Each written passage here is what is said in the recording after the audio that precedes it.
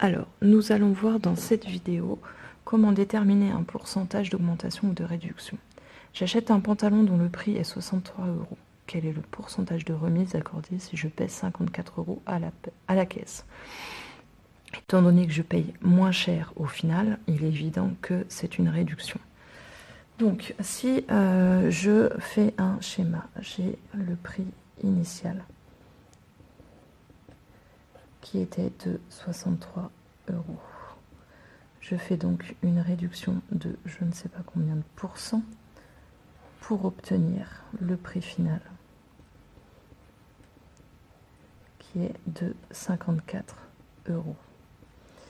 Ici, je vais chercher la fonction linéaire qui permet de passer du prix initial au prix final et qui correspond à donc cette réduction. Étant donné que c'est une réduction, le coefficient directeur de cette fonction linéaire sera forcément plus petit que 1. Donc je cherche par quel nombre je multiplie 63 pour avoir 54.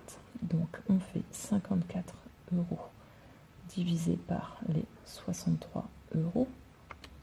Donc 54 divisé par 63, ce qui me donne en valeur approchée 0,857. Donc la fonction linéaire associée à cette réduction s'exprime f de x est égal à, alors étant donné que je suis en valeur exacte et en valeur approchée ici, qu'ici je suis en valeur exacte, il faut que je donne la valeur exacte qui est de 54/63e x, et ce qui donne à peu près 0,857 x.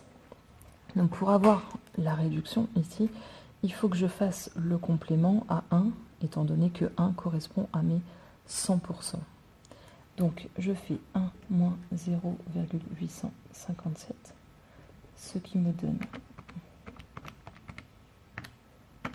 donc 0,143, soit 14,3%. Donc comment je fais pour obtenir le 14,3? Je multiplie le 0,143 par 100. Donc cette remise est de 14,3%. Effectivement, si vous faites 63 € fois 14,3% en réduction, on aura bien nos 54 € à la fin. Alors, on a une deuxième méthode qui nous dit que 54 € correspond, en fait, on va chercher, la proportion du prix final payé par rapport à mon prix initial. Donc, j'ai payé 54 € par rapport à mes 63 € au final. Donc, c'est la proportion du prix payé. Donc, je vais chercher la même proportion, donc une égalité de fraction, mais cette fois-ci avec une proportion en pourcentage, donc avec un dénominateur de 100. Donc ici, je cherche une égalité de fraction en utilisant soit par quel nombre je multiplie 63 pour obtenir 100, et donc je multiplierai 54 par ce même nombre obtenu pour obtenir le chiffre que je cherche, ou alors en utilisant la technique des produits en croix qui me dit que 54 fois 100, c'est la même chose que 63 fois le nombre cherché. Donc on effectue l'opération 54 fois 100.